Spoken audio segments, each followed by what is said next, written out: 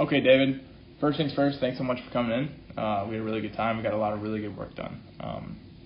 I was a big fan of what I was seeing after the first 15-20 minutes. So on the left, you had come in saying that the driver is not going very far and you're getting a lot of heel strikes. Pretty quickly, we're going to see why that was. We caught on to it pretty quick. From there, once we figured it out, it was pretty amazing the results we had. So I think you were saying it was going about 180, which is what we found early on in the lesson, and then from there we got it up to flying about 230 on a rip. So that was pretty awesome. 50 yards in the air doesn't happen all that often for me, so that was a blast to be a part of. On the left-hand side, you're going to see a couple different things that we talked about. I mean, everything we talked about had to do with the body and not necessarily the club. On the left, you make quite a nice turn behind this thing. Really no problem there with how you're loading it to the top. On the right, pretty similar. Although the right, we've gotten a little bit deeper behind the golf ball in our turn, which I do enjoy with the driver.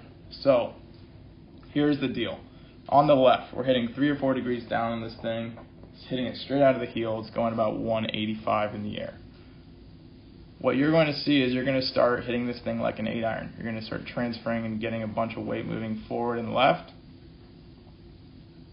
This upper body, this upper center stays on top for much too long. This thing should start side bending quite a bit earlier. We're getting ready. We've moved the low point way forward on this thing. We're going to stay in this inclination to the ground without extending or side bending at all. And we're going to hit 4 degrees down and send this thing quite a bit to the right. On the right-hand side, we're going to see pretty much the opposite. So similar amount of pressure trace or transfer into this left side. We're going to keep moving these hips forward just a smidge longer. While we're doing that, we're getting into some right side bend, which allows this club to start moving down into the ground. And then what happens from here, which is beautiful and I'm a huge fan of, once this thing moves down into the ground and is actually getting ready to move up, we're going to start extending as if we were doing a deadlift in this direction towards the target.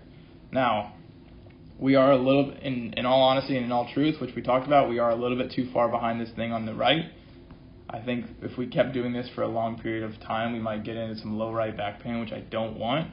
This was an exaggeration, so don't use this.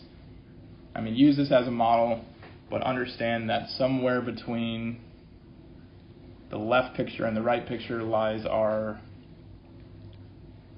healthiest and our most sustainable way of swinging the golf club.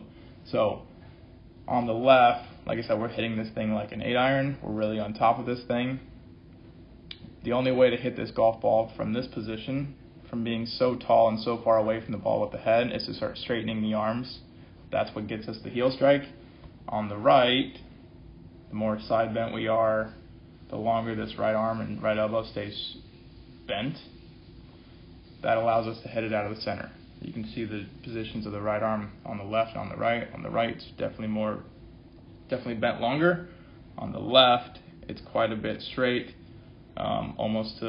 It is fully extended, and that's what's getting the heel. So understand how the side bends influence what the right arm's supposed to do, or what the right arm has to do. Understand how the more side bent you are to the right, the longer your right arm stays bent.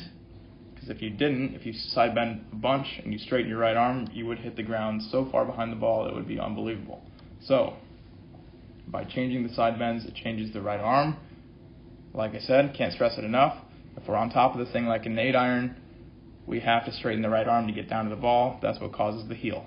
So, long story short, to sum it up, from the top, we add some side bend, just a smidge, and then from here, which keeps the right arm more in line and in tight, from here we start extending. Practice this picture sparingly. On the right, we need a little bit less. This is just the complete other side of where we started. Good work today. Keep hitting bombs, 240 in the air. That's the goal. From 180, that's 60 yards in the air, which is pretty sweet. I enjoyed it, my friend. Good work. See you soon.